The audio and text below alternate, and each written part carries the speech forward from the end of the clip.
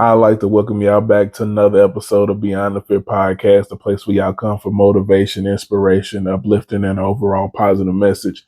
And I'm your host, DJ. And today's episode is inspired by a conversation that I was having. And in this conversation that I was having, I was talking to one of my friends, and we were just kind of going through scenarios.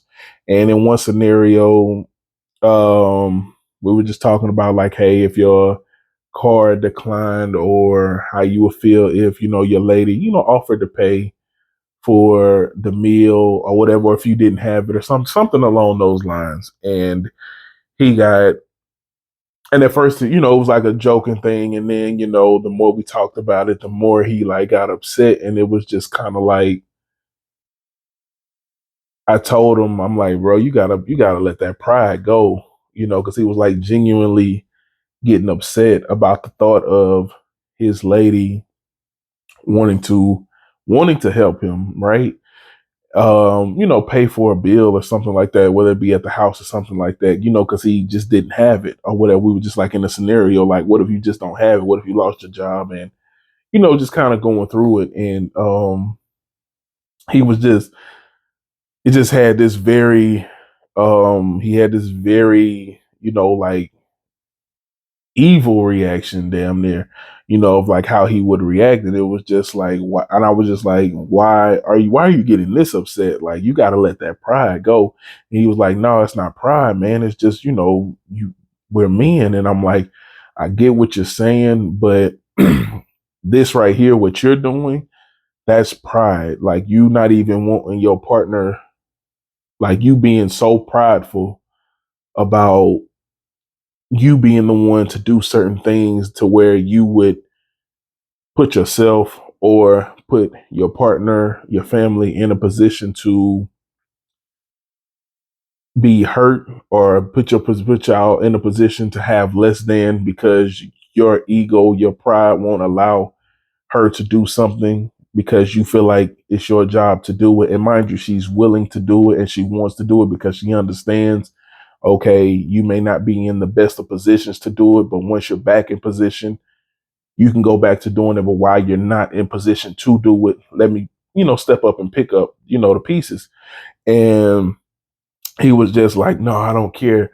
That ain't the way it go. I'm a man. And I'm just like, and see, this is why people start to miscue, what masculinity is. And it's just like, that's not you being a man. You being a man is saying, knowing when to ask for help and knowing when to accept help because you just don't have it right now. There's nothing wrong with that. We all go through seasons where we all go through times where I can't do it alone. We are, like, you know what I'm saying? You got to understand that you're not going to be able to do everything alone. Every challenge that comes your way, you're not going to be able to face it and overcome it alone every single time. There are going to be times where you have to lean on your partner. And the fact that in this scenario, you have, you have a partner who's willing to help, who's trying to help, who wants to help, and understands, hey, you may not have it right now, but I know once you get back to it, you're gonna get back, you'll be back on your feet, whatever. But you're not willing to accept their help. So you will much rather struggle longer and harder than you have to because you're not willing to accept their help. That's pride. You can't tell me that's you being a man, because what part of a man, what part of man code, like what part of that would say, hey, I'm gonna make my family suffer more because I don't want to accept help from my partner. I don't want to I don't want to accept help from my lady. Like, make that make sense to where you're this mad. And mind you, it's just a scenario. This ain't really going on in his life, but you're this mad about a scenario where, because you don't have it right now, your lady is willing to help you. Mind you, she ain't going off on you like, oh, you're not a real man because you can't pay these bills or because you can't do that. No, her first instinct is, let me help out until you get back on your feet. You know, that's her first start, because I don't want us to suffer. I don't want us to have less than what we're used to having. And because I know I can handle it, and I also know and trust that you'll get back to where you need to be, you know what I'm saying, I'm willing to do this. And, he was just so upset by that. And it just made me realize, and mind you, as I'm talking to him, I'm talking from my perspective too, from the standpoint of I used to be there, where I used to be very prideful. And, you try to hide it as, you trying to be masculine and you trying to be a man and all of those things. But in truth, I was just being soft. You know what I'm saying? Because I suffered way more than I should have because I didn't ask for help. Or when people offered a hand to help me, I didn't take it because I had the mindset of, no, I got to do it. I have to be the one to do it. I have to be the one to get me through this. I have to be the one to, and it took life humbling me in a very tough way, as I've talked about on the podcast before, where I was out in Houston enjoying life, and then I had to come back home, back to Mississippi, and move back in with my mom for me to realize, okay, I should have accepted help sooner. I shouldn't have waited until things got as bad as they did to start, trying to get help. And even though let me say this, things got as bad as they did, and I had to come home, but even while I was out there and things were going bad, I still wasn't asking for help. And so the lesson that I've learned from that is I got to quit being so prideful to the point that I don't want to ask for help. And I'm suffering way longer than I need to. And I'm suffering way longer than I have to because I'm not accepting the help when it's being offered to me because I'm trying to find a way to do it on my own. I'm trying to figure my own way out of it because, you feel like you're told it's so important for you to stand on your 2 feet, and you don't realize how toxic that is, and you don't realize how bad that is and how bad of example you're setting for the people around you, your kids, people that may look up to you, whatever.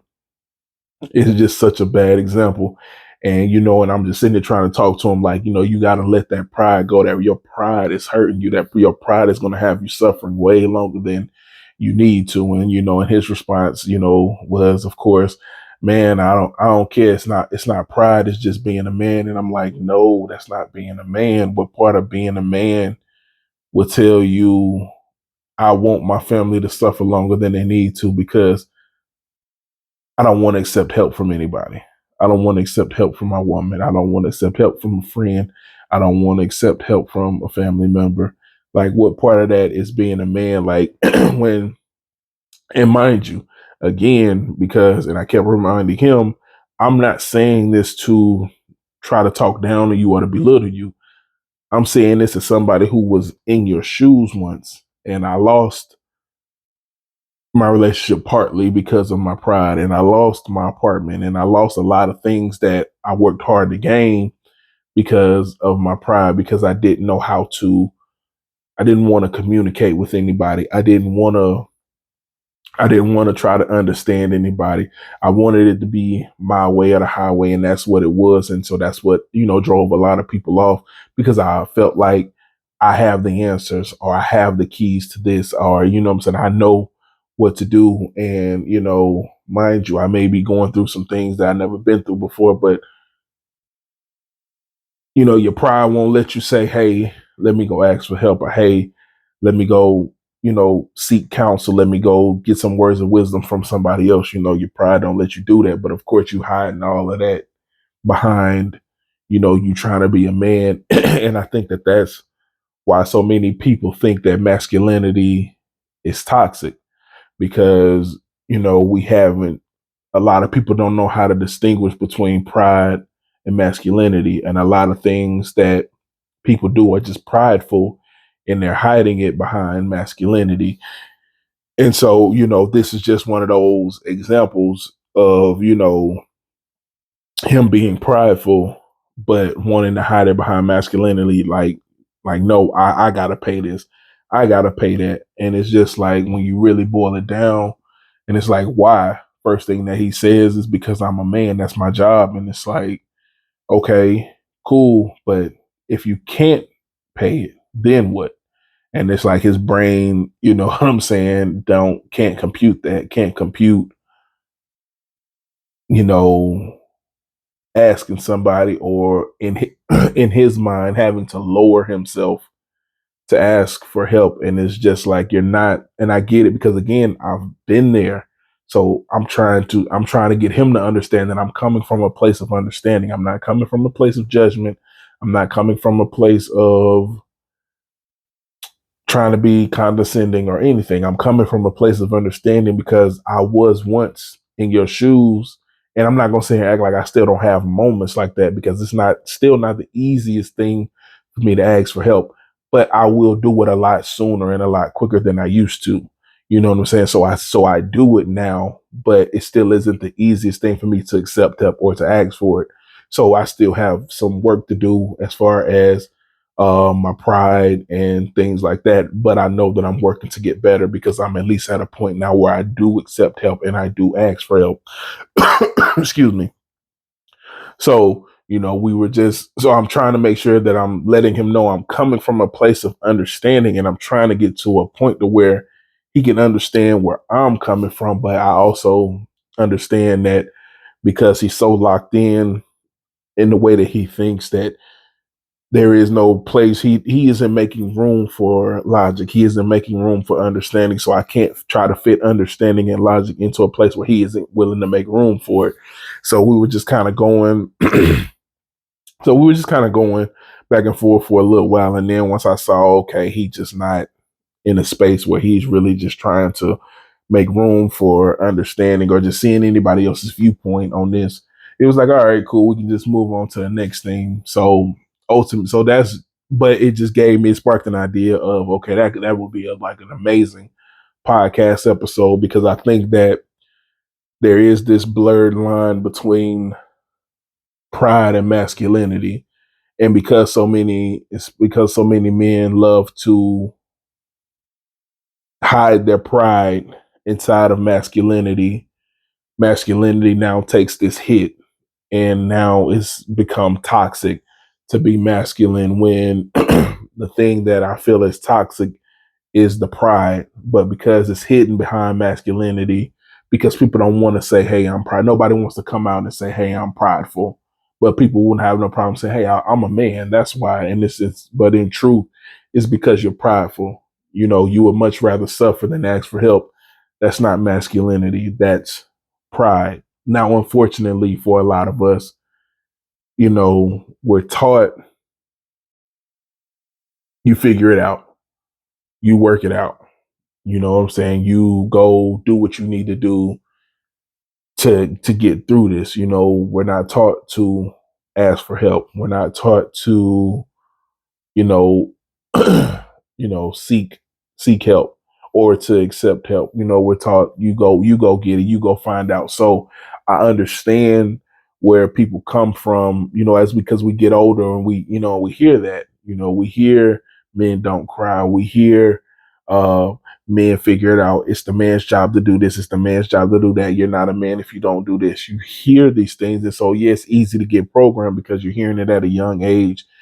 And so that's what you know. So I don't knock anybody for it, because again, for the longest time, I didn't know any better. So that was what I stuck to. But now that I know better and I understand more, it's now my job to apply the things that I know to my life, and to also try to help people apply it to theirs. So now that I know better and I understand better, it's up to me to do better. And it's also up to me to try to help other people get to where I am. Or, in mind you, I'm not saying I'm where I need to be, but I know that I'm better than where I was, because, again, like I say, I'm willing to seek help, and I'm willing to accept help now. And so, just trying to, again, talk to him. But like I said, it just kind of got to a point where I realized, okay, he's not really trying to talk. So I have to let that go. I have to let him kind of do his thing. But it's a great conversation to have, because I hate to see people suffering way longer than they have to, because of their mentality and because of their ego and because of their pride. And I think that it's even more unfortunate when people don't see it. They truly don't see it. because again, they may have been raised that way. They may have been raised with that mentality. They may have been raised with that thought process. And so that's what they see. That's what they know to be truth. That's what they know to be their reality, is that, suffering, you know, longer than you need to because you don't want to ask for help. A lot of them truly believe that that's what being a man is. A lot of them truly believe that that's what masculinity is. It builds character, and it makes you stronger. And and the reason why I say this, because again, I thought the same thing. So I can come from a place of understanding where they come from, because I was taught a lot of the same things. I seen a lot of the same things. So, you know what I'm saying? That was my understanding too for the longest time. But then I had to realize that no, a part of being a man is realizing, okay, I can't do this by myself. I need help. I need guidance. I need someone to show me. I need someone to help me out of this hole that I've put myself in. And, another part of that is forgiving yourself for putting yourself and your family in that hole. You know what I'm saying? Because I know that that's another hard thing for people to do, because you never forgive yourself. So you never cut yourself any slack. You never give yourself enough grace to say, hey, I didn't know. My understanding of what it takes to be a man, what a man looks like, has been skewed from day one. It's been messed up from day one, from birth. You know what I'm saying? So I've been at a disadvantage for a very, very long time, and we don't give ourselves enough. I know, well, for me, I know for sure me, I didn't give myself enough grace once I finally had that aha moment of, I don't know what it means to be a man. I don't know what that looks like. I don't know what that feels like. And so, especially with me having that idea or that epiphany in my 30s, it hit me like a ton of bricks. And so I felt down on myself. I felt, you know what I'm saying? Because I didn't forgive myself, and I didn't give myself enough grace to honestly say, hey, you were set up to fail. Like, you were set up for failure from the get go, because you were taught this way that may have worked at one point in time, but it doesn't work now. You know what I'm saying? And you weren't given a complete picture of what it means to be a man. Like, you being a leader is a part of being a man. You you leading your family, you leading the way, you figuring things out is a part of it. But also, you being able to express yourself, you having emotions, you being able to seek guidance. It's okay to accept help. It's okay to feel things. It's okay to have your emotions, because you're human. So, you know what I'm saying? People love to put, you know, being a man before being a human, but you're a human. You know what I'm saying? You're still human. You know what I'm saying? You still feel emotions. And so, because you're told as as a young boy, that when you become a man, you have to let certain things go, and you try to, and you wonder why you turn into this hard, emotionless, person, because, that's what people tell you that you gotta be to be a man. You know what I'm saying? You can't cry. You can't be sensitive. You can't have emotions. You can't express yourself. You know what I'm saying? So it's like, what else is there for you to do but become this emotionless, angry, you know what I'm saying? All angry all the time, prideful, gotta do it my way, because you don't have anywhere else to go. It's literally pointing you in one direction. And so, excuse me. So once, I was able to forgive myself, because I realized that I was put at a disadvantage from the get go, because I wasn't given the complete picture of what a man looks like. And plus, I never saw it. So all I could do was take people's word for it. Like, when you get older, you can't do this, and you got to do this. And you know what I'm saying? Because again, I didn't have that example in my household that I could see and be like, well, no, my dad has his emotions. My dad communicates very well. I didn't have that. So all I can do is take people's word for it. And so it just messed me up. But like I said, it took me getting humbled in life, saying, I'm gonna sit you all the way down. It took me losing my job, losing my apartment, having to come back home to really show me, like, okay, you need to take a real look in the mirror, and you got to start letting some things go. And one of the things that I had to let go was just this pride about me. You know what I'm saying? Of, I'm not gonna ask anybody for anything. I'm just gonna struggle until I get there. And it's just like, it made me realize that I'm struggling way longer than I have to, and I'm staying in this struggle way longer than I need to. And and I'm just, the only person that I'm hurting is myself. You know what I'm saying? I'm not hurting anybody else but myself by not accepting this help, by not accepting, you know, people's help, and people reaching out, or even me being brave enough to even ask for help. And I used to think that it was soft and it was cowardly to ask for help, and now my viewpoint is, no, it's brave, because it takes a lot, especially if you were raised how I was raised, and you think how I thought. You think less of someone. You think that you're lowering yourself, like I said before, to ask for help. But in truth, it takes a lot of courage to say, hey, I don't know how to fix this. I've put myself, or I've put my family in this position, in this situation, and I don't know how to fix this. I know I can't fix this by myself. Can you help me? What can we do to make this better? What can we do to fix this? And so it's one of those things where now I can appreciate somebody having the courage to ask for help, because I understand how courageous that is. I understand how much it takes for someone, especially if they are a prideful person, to ask for help, to ask for guidance, to say, hey, I messed up, or I put myself, again, my family in a situation. Can you help me? Is there anything that we can do to to help get me out, or get us out of this situation? And I commend any and everybody who has the courage to ask for help, because it's not an easy thing to do. It really isn't. And it's not an easy thing to accept when people offer it. But, it's something that hopefully people can realize before having to be taught the hard way. Hopefully people's words can get to people. But, you do have those people who have to learn the hard way. And excuse me.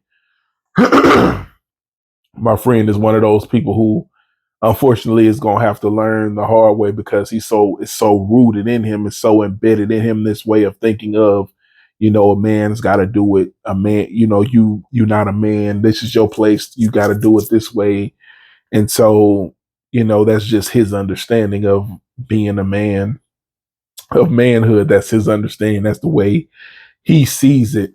He doesn't view it, excuse me, he doesn't view it any other way other than that, and so I know that, unfortunately, he's going to have a tough journey in certain spaces, and he's going to have a tough time dealing with certain people because of his mentality. His mentality isn't going to mix well with certain people. But I hope that he starts to see that he doesn't have to do everything alone, and that it's okay to accept help. It's okay to let that pride go. And hopefully he starts to see it for what it really is, that really is pride. That's not me. That's not him being masculine. That's not him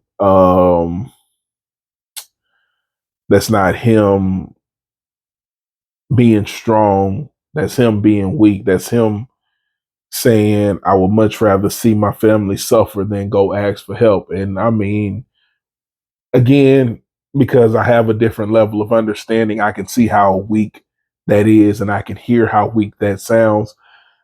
You know what I'm saying? But like I said, as someone who used to view life the way he viewed it, you weren't looking at it from that perspective, because at the time when I was thinking like how he thought, I wasn't looking through nobody else's eyes. I wasn't looking at the situation through my girlfriend's eyes, my mom's eyes, people around me, friends, family, whatever. I wasn't looking at the situation through anybody else's eyes but mine. And that's all that I viewed, and that's all that that's what mattered. And like I said, it took me losing so much to finally open my eyes to my ex's perspective. Um some of the things that my mom was trying to tell me, some of the things that, some of my coworkers, because I would talk to them about some of the things that my coworkers were trying to tell me. It wasn't until I got humbled and it showed me that, okay, you allowed your pride to obscure your vision of things. You allowed your pride to get in the way of seeing things from other people's standpoint. I couldn't sympathize with people because all I saw was me, what I was what I was going through, or what I was seeing, or what or I'm saying, my view of things. That's all I saw. I didn't see how it was affecting anybody else, because I was just seeing how it was affecting me or how it was benefiting me, but it may have been hurting someone else. And and I didn't see the hurt that I was causing. I just seen how it was helping me, or I saw how how my actions may have hurt me, but I never saw how my actions were hurting other people. And that was just this veil of pride. You know what I'm saying? I wasn't trying to hear anybody else's viewpoint. I wasn't trying to hear what anybody else was going through. Or even if I did try to hear it, I'm trying to fix it in my way. I'm trying to think of ways how I would fix the situation, and trying to tell you to fix it the way that I would fix it, instead of trying to hear you out. So the perfect example of that was my ex. She wasn't working at the time, and that was not, I promise you, that was not a problem, because she moved out to Houston with me, and that was not her not working was not a problem, because I was blessed enough and lucky enough to have a job where I could pay all the bills, and we weren't struggling. We had food in the fridge, everything was taken care of. We weren't struggling like, how we gonna pay these bills. So her not working was not a problem. Financially, it was not a problem.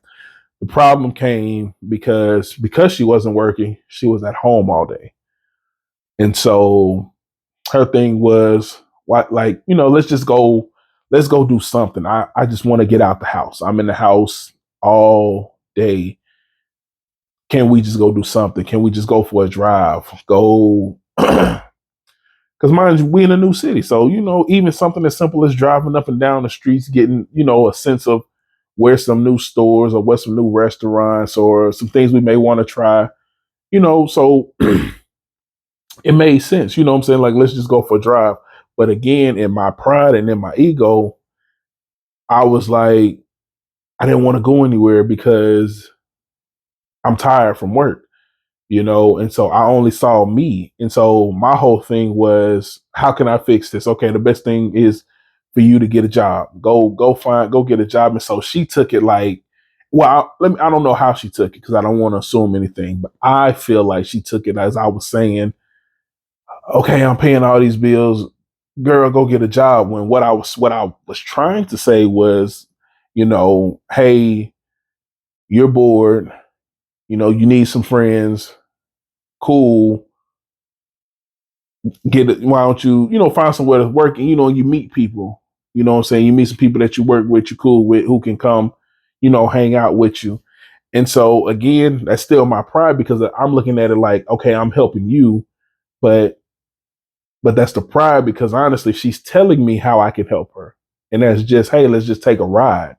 Let's go ride somewhere. Let's go to a store. Let's go do something. Like, just help me get out the house right now. But my pride is like, how would I fix this? How would I help her? How can, what I'm saying? What would be my solution? And that was my solution. And in reality, again, because now I'm in a space where I can hear people and I can understand people, and I'm trying. I can look past what I'm going through enough to hear you. I can look back on that situation and say, hey, a simple ride to the store, or a 5-minute ride up the road, whatever, could have alleviated a lot of the tension and the stress that we were having. She was telling me what she needed, but I'm trying to tell her what she needed, or I'm trying to tell her how she can fix her, what she's going through. But she was telling me everything, at least something that would help, something simple that I could have done to help the situation. And for me, it's like, no, I gotta fix it. I gotta fix it my way. And my way of fixing it was like, you get a job, you meet some friends, da da da da da. And so even though I can honestly say, or at least I honestly feel like my heart was in the right place with that suggestion, I can look back in on it and be like, man, she was literally telling me what she needed, and my pride wouldn't hear it. You know what I'm saying? I couldn't hear it. You know what I'm saying? I couldn't see it. I couldn't hear it. I couldn't hear her. I couldn't see her. And so when I listen to people, especially women, say, we want to be seen, we want to be heard in relationships, it definitely hits a little different for me now because of what I went through. And my ex was literally telling me what she needed at the time. And I wasn't seeing her and I wasn't hearing her. I was sitting here trying to come up with my things for her. And it was just like, man, that that pride, that pride will just have you really just kind of not focusing on anybody but yourself. And so, I can't apologize enough for the way that I was. And I'm working so hard not to be the person that I used to be because, I was in a real bad space. And so, but I say all of that to say, that's why I say I can understand where he's coming from because I used to think so similar. And that's why that's why, at least why I was trying to at one point in time to get him to see, or at that time to get him to see, like, it's a dangerous game you playing because I understand the dangers of it. And I understand, like, you know, you got a lot to lose because of that mentality. That mentality can put you in a position where you have so much and then you lose it all because you can't let it go. You know what I'm saying?